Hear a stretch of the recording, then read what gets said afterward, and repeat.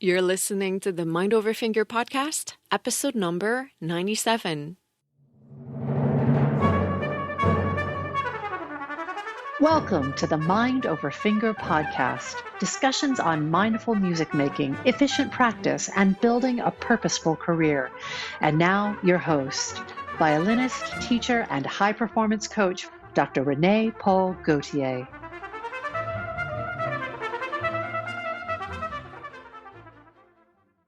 Hi everyone, I hope I find you doing amazing today. As you might know by now, if you've been listening to the podcast lately, I'm bringing you a series of 4 episodes all about building your amazing practice every third Friday of the month, which is now. And I'm covering many of the components I believe can help you create the type of practice that leads to not only more productivity and progress, but also to more enjoyment of the whole process itself for you. I've talked about planning and scheduling in episode 88, how to prime for an efficient practice in episode 91, how to build a tailored and effective warm-up regimen in episode 94, and finally, today, we talk about practice session breakdown. And I'm going to let you in on a big secret. There's no perfect way to structure a practice session. If you're mindful about it, you can't mess it up. So go without fear. It's all about nurturing presence in the moment, curiosity, patience, and trust in the process. It's about paying attention to what your needs are, both urgent needs and important needs, and I'll make that distinction between the two in a minute. But seriously, this could be the shortest episode in the history of this podcast, with me only telling you this. Make a plan, any plan, implement it, look at what you liked, what worked, what didn't work, and what you want to change. And do the same thing the next day. Make a plan, any plan, implement it, look at what you liked, what worked, what didn't, and adjust and repeat. Simple, but maybe not so much. Maybe there are some tips I could give you today, some elements that can be helpful to include in the practice. And I'll start by saying that some of the biggest obstacles to a productive practice are mindlessness and doubt. Let's talk about doubt for a second. I think that sometimes we're so fearful and hesitant about the way we build a practice session. We want to, quote, do the right thing, end quote. We worry about missing something, about messing it up. And those are the feelings and the doubts that hold you back in the practice room. It brings a rigidity to the process that affects your mindset and your attitude in the practice room. If you can go about it with a perspective of practicing being an exploration, of you trying things, experimenting, not being afraid of failure, of staying flexible, of being committed to the process, of being patient, practicing can become more efficient and way more enjoyable. All right, let's get into more tangible things. If you haven't already, I recommend going back and listening to the 3 previous episodes, as they are going to help you set goals, plan your practice, and get in the right mindset for efficient work. And in the coming few minutes, I'll share the 3 qualities of a healthy practice routine, some habits and mindsets that should be nurtured in the practice room. I'll talk about elements to include in your practice, and I'll finish up with another guided visualization exercise. So there are 3 basic qualities you want in a practice routine: sustainability, balance, and adaptability. Sustainable. You want everything about your practice routine to be set in a way that is sustainable. When, how often, where, and how it happens. You want to have clear goals, an idea of how long and how often you want to practice, a suitable space to practice in, and you want this to fit into your life in a way that you know you're going to be able to be consistent. And you want to show up rested and ready. Scheduling is going to be your friend when it comes to sustainability. Balance. You want your practice to address your many needs and support your many goals. There are the long-term goals, like learning new repertoire and developing new skills. The short-term goals, like tomorrow's gig, and everything in between. Make sure that the important things, like refining your skills and maintaining peak shape, are not neglected in favor of the urgent things, and vice versa. You're also going to need to use many different types of practice in one session. Warming up, learning repertoire, performance practice, playing for fun, etc. And we're going to cover this very soon. A useful tool to monitor the balance you achieve in your practice is a practice journal or a tracking system of some sort. Anything that fits your style and helps you keep an eye on how things are going is going to work perfectly. Adaptable. Believe me, you want your practice to be adaptable. Different seasons of life and different seasons of the year will require different types of practice. There are times when we feel like we're at the beginning of a long marathon or at the end of a big sprint, and your practice regimen can assume many identities. So be flexible and ready to change gear when needed. Also, this is an area where you can get really creative, depending on the needs you have that week or that month or that quarter. How resourceful can you get into using every element of your practice to your advantage? For example, you might have a big recital coming up with a lot of difficult repertoire, and you have that big gig in 2 days with tons of notes to learn. Are there ways that you can combine elements so one helps the other progress and maintain balance in your practice? Can you use your repertoire and your warm-up and technique regimen to save some time? When you take that time to be very methodical and thoughtful about how you approach practicing, there are ways to make many projects move forward at the same time. Another way you're going to want to be adaptable is in how to fit your practice in your lifestyle depending on what's happening. Are you going to need to change your schedule? Do you need to develop a new system so you can practice on the fly wherever you are? Do you need to block off portions of your days more intentionally? Start looking into all of those things. Now let's look at some of the mindsets and habits that can be beneficial to productive practice. An efficient practice will require you to have solid focus, active listening, physical awareness, and critical thinking.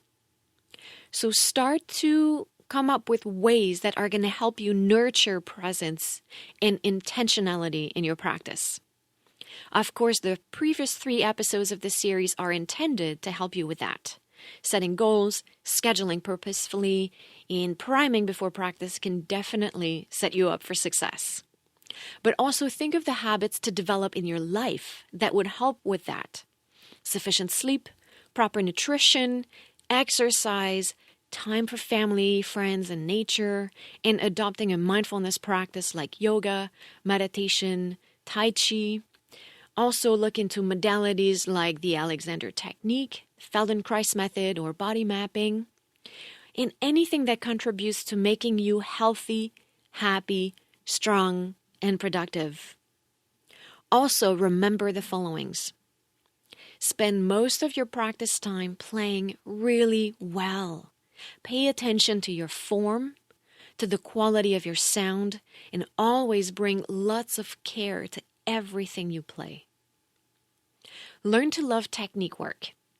Deep work and technique work build the foundations for the musician you will become in the future. Constantly raise your baseline and have high standard for yourself. But prioritize patience, self-compassion, and self-respect in the process. Now let's talk about the general sections of a practice session. In the warm-up regimen episode, I talked about how I like to construct my warm-up using a modular concept. I think the same is true for the overall arc of my practice sessions. Thinking of it as different modules or blocks. that I put together based on the urgent and important needs helps me keep my practice sustainable, well-balanced, and adaptable.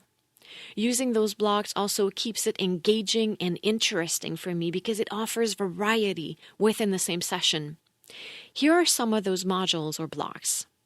Following my priming, I'll have, of course, my warm-up and technique regimen, which are themselves built of many different elements. And I'll let you go back to this episode instead of listing them all here again. In my sessions, there's often what I call reconnaissance work. This is where I'll play through a piece or a movement or a portion of a work when I'm at the very first stages of learning it to assess the state of affairs. It helps me make an estimate of how much work and time I'm going to need to put into it, what kind of skills I might want to start developing even more to be able to play this piece. All those types of things. This helps me plan the practice for the coming days, weeks, and months.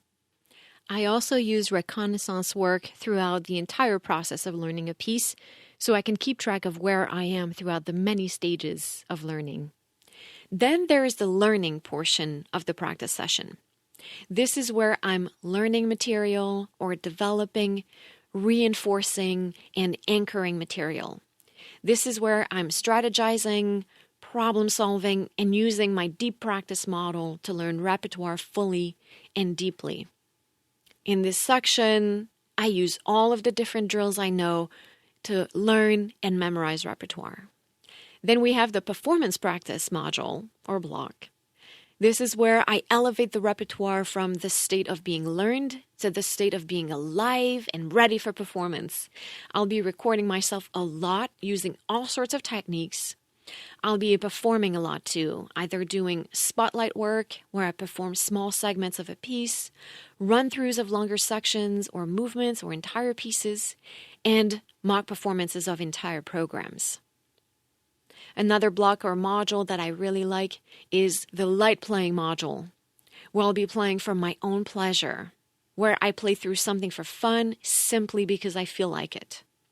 And that doesn't have to be limited to classical music. It can be any style or genre. It could be improvisation, bluegrass, but I feel like keeping some time in my practice session for myself to treat myself has an incredibly positive impact on the entire session because it helps me reconnect with my why I love what I do, and what it brings to my life. Now, of course, we can get into more details and even more specificities, but these are the main areas that I feel are important to cover in a practice session or in balance over several practice sessions. Like I said, having a good plan and keeping track of things will help you keep things balanced. For example, on one given day, you might not be able to do both deep work and performance work on all your pieces. So assess what would be the most beneficial that day, what would keep you engaged and motivated, and what would be the most effective that day. And like I said at the beginning, don't get caught up in building the perfect practice session. This will only cause hesitation, mind drama, and doubt. Establish a good enough plan, get to work, and see how that worked for you, and redirect if needed the next day. You can't mess it up. If you're present, mindful, and you're nurturing positive mindsets, your work will yield results. Now, if necessary, go back and listen to episodes 88, 91, and 94. Identify your goals. Think of what would further all of them with a good balance, the short-term goals and the long-term goals. Things that are urgent, like tomorrow's gig, and things that are important, like building the skills to take your playing to the next level. Make priming a habit. Build a warm-up regimen that works for you. And get to work. And if you want to learn all of these things at a deeper level, if you want to walk in the practice room without ever experiencing hesitation and doubt, if you want to feel empowered as you practice, you want to start getting results and perform optimally time after time, you have to join the Music Mastery Experience. It's my highly personalized group coaching program starting June 1st, and it's going to give you all the tools you need to unleash your full potential. I designed this program to be the solution to all your problems and to be the catalyst for incredible things in your life. You're going to practice effectively and enjoy it. You're going to feel empowered and free in performance, and you're going to have the tools to create the musical life you want.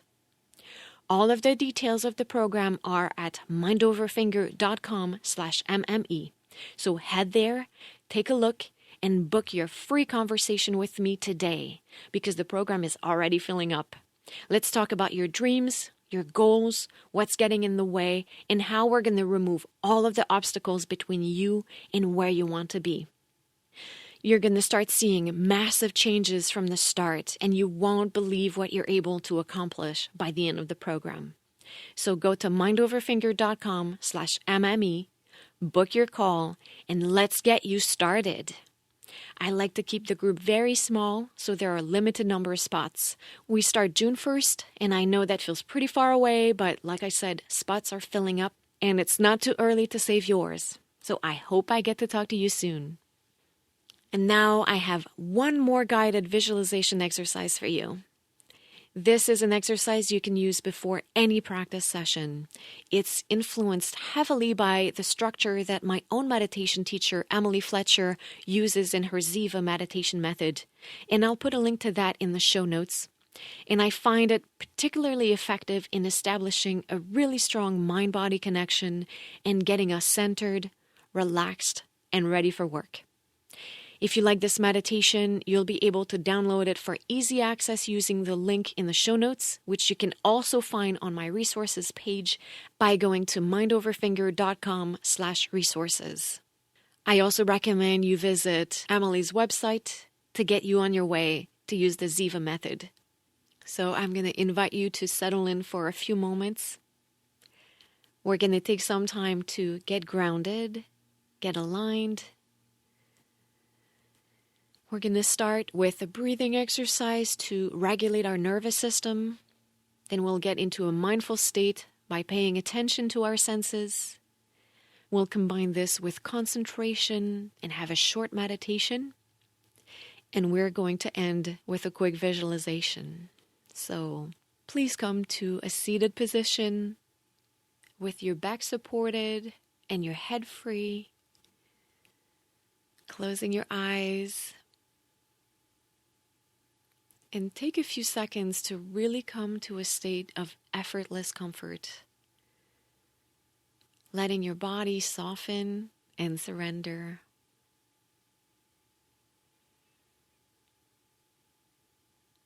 Turn your awareness to the flow of your breath and start noticing it.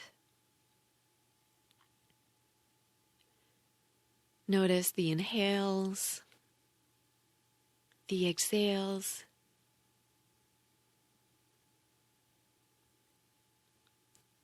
Feel the air going in and out of your nostrils.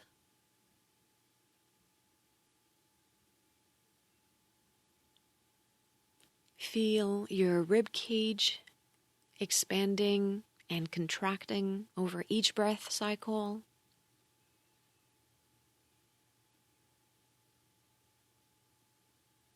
And just stay with this for a few seconds, finding your comfort and your ease.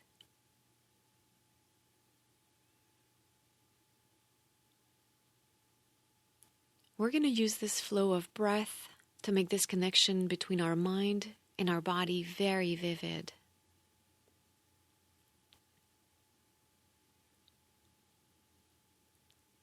Let's make our breathing even more intentional and move into an exercise Emily Fletcher calls the 2X breath. Start by inhaling through the nose for 2 and exhale through the mouth for 4. And again through the nose for 2, exhaling through the mouth for 4, 3, 2, 1. Let's repeat this for a few more times. Out for 4, 3, 2, 1. In for 2, 1. Out for 4, 3, 2, 1. In for 2. Out for 4, 3.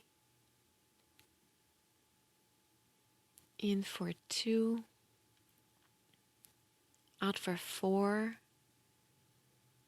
Next cycle, let's expand this a little bit. Inhaling for 3, 2, 1. Exhaling for 6, 5, 4, 3, 2, 1. In through the nose for 3, 2, 1. Out through the mouth for 6, 5, 4, 3, 2, 1. In for 3.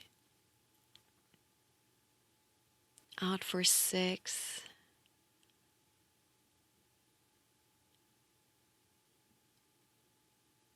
In for 3.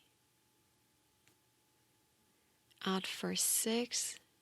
And stay with this. Or if you're up for it, expand even further. Inhaling for 4, 3, 2, 1. Exhaling for 8, 7, 6, 5, 4, 3, 2, 1. In for 4, 3.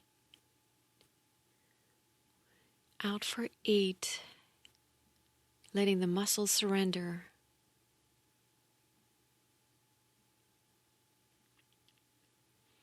In for 4, 3.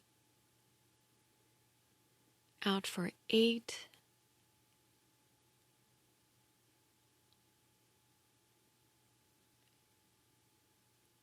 And last time, in for 4. Out for 8.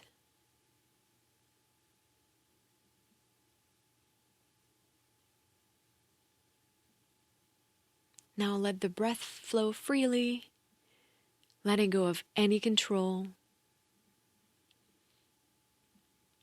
Simply noticing how comfortable you feel.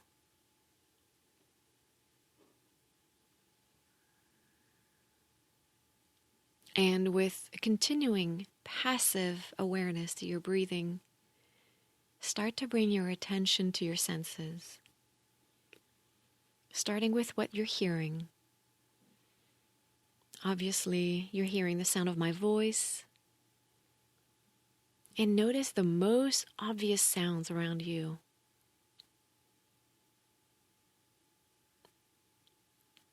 And as you take those in, expand to the most subtle sounds. Anything your ear perceives, close or far.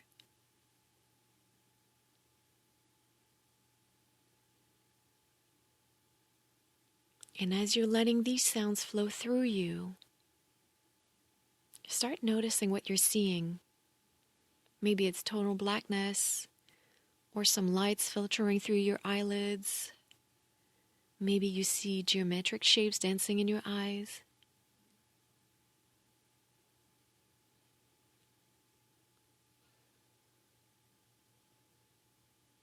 And now let your attention slide to what you're smelling. Maybe nothing. Maybe a candle. Or a cup of tea sitting next to you.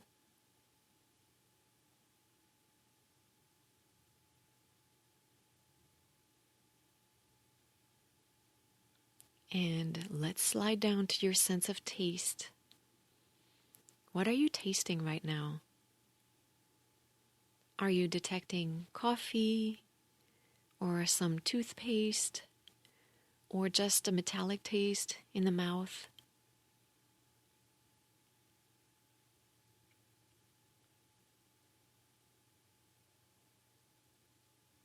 And finally, turn your attention to your sense of touch, to what you're experiencing in your body right now.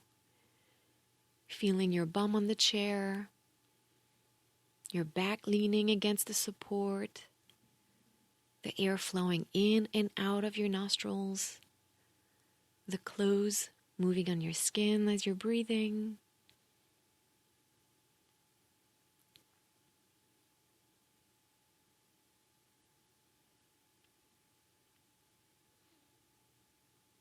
Now experience all of it at once, vividly. Hear what you're hearing, see what you're seeing, smell what you're smelling, taste what you're tasting, and feel what you're feeling. And be at home in yourself in this moment, here, now. To quote my meditation teacher, Emily Fletcher, it's through our 5 senses that we wake up our 6th sense. The more present we are in the right now, the higher quality seeds we plant for the future. The present moment is the future in the making, and our 5 senses are a doorway into the present moment. So, again, hear what you're hearing, see what you're seeing, smell what you're smelling, taste what you're tasting, feel what you're feeling. Knowing that your stress hangs out in the past and the future, and your bliss hangs out right here, right now. And in this state of presence, bring your attention back to your breath. Let your mouth smile gently. Let your lungs fill up with air. Stay with your breath for a few moments. Let the natural unfolding of the inhales and exhales happen.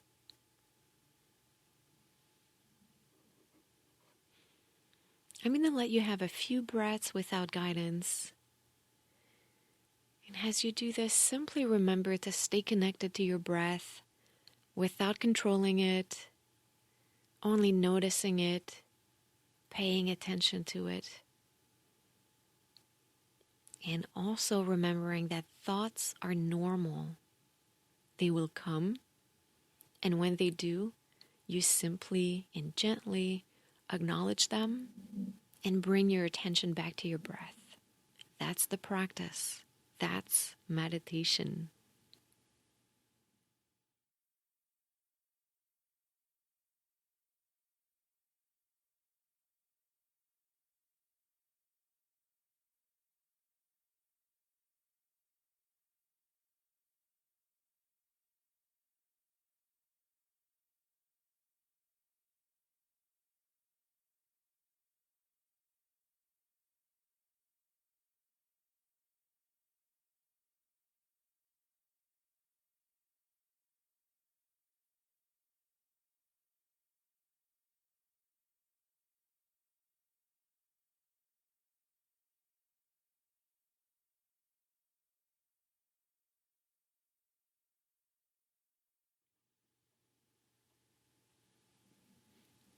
And as we're moving out of this very short meditation, let's take a couple of minutes to visualize a mindful playing experience. Start visualizing yourself walking towards your instrument, fully present. Picking it up, holding it in your hand, or sitting down at the keyboard and touching the keys. Feeling poised or happy or excited, whatever you want to feel as you're about to start playing.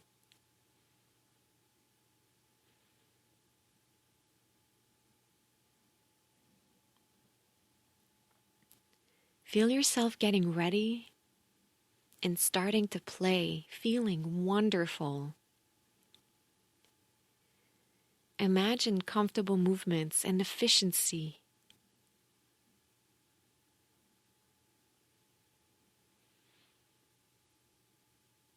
Feel vitality spreading through you, and imagine yourself enjoying immensely the experience of playing the instrument.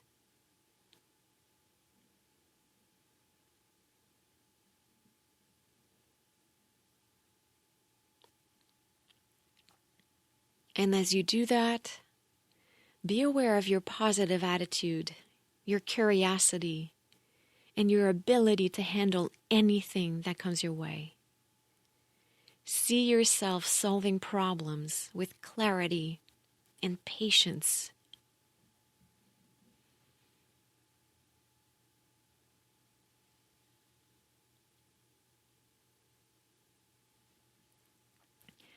Take one deep inhale, feeling positive energy and enthusiasm flowing up your spine. And as you exhale fully, come back to the present moment. Feeling your body relaxed and energized. Take in the sensations and the thoughts and feelings you're having. Release expectations and welcome the musical experience you're about to have in its entirety.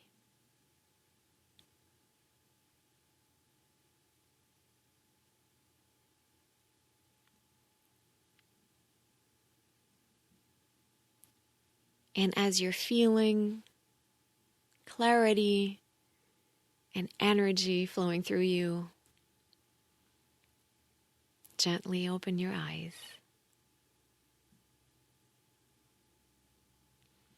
And there you have it.